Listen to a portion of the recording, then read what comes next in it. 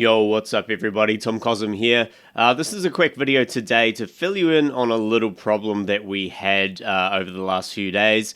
We're all learning this at the same time, you know, there's twists and turns and problems and things that arise, but this particular problem we felt needed a small justification because it can be a bit confusing. So what happened is when Bill finished his video, which was number 18, both myself and KJ Sorka checked it out. So we were working on it at the same time without knowing each other was working on it.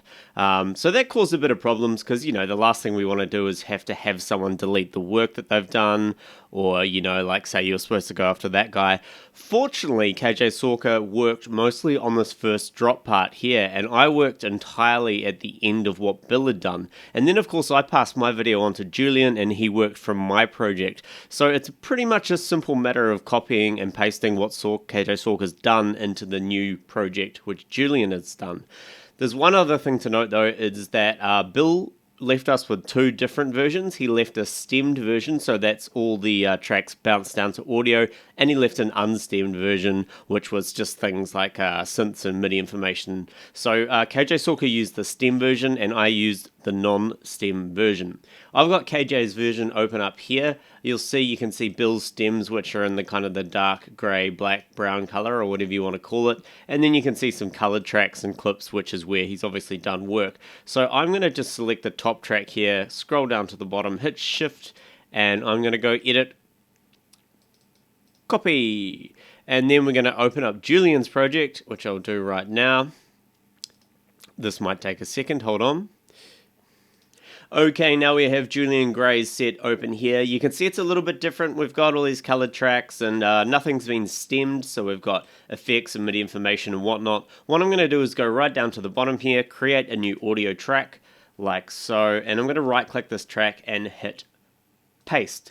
And what that's going to do is paste everything I copied from KJ Sorka's track below Julian's stuff. And it'll take a few minutes.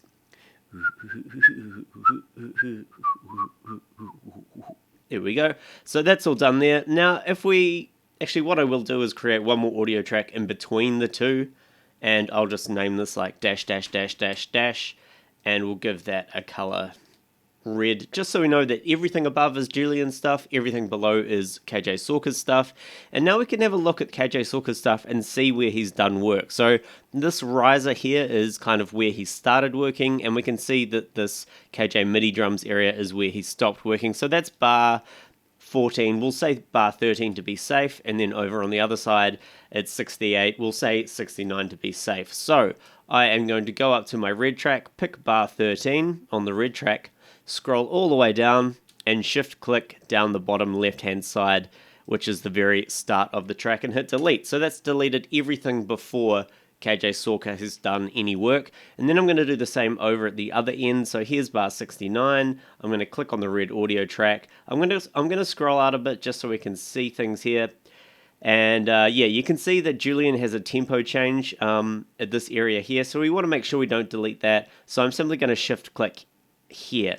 So this is kind of before the tempo change, because otherwise we'd delete the tempo change and that would be good, and just hit delete as well. So now only the area below this red line is an area that KJ Sorka has worked on. Now we have to do the opposite. So I'm just simply going to click on bar 69 here on the red track, scroll all the way up, and then I'm going to click shift click to 13 here. So that's selected everything in Julian's track, which is between that range.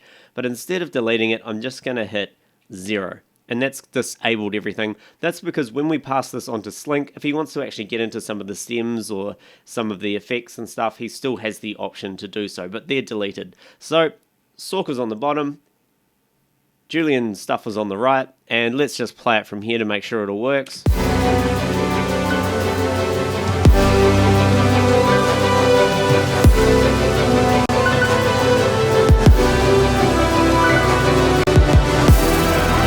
As you can hear, that was pretty seamless. Let's just go over here to double check as well. So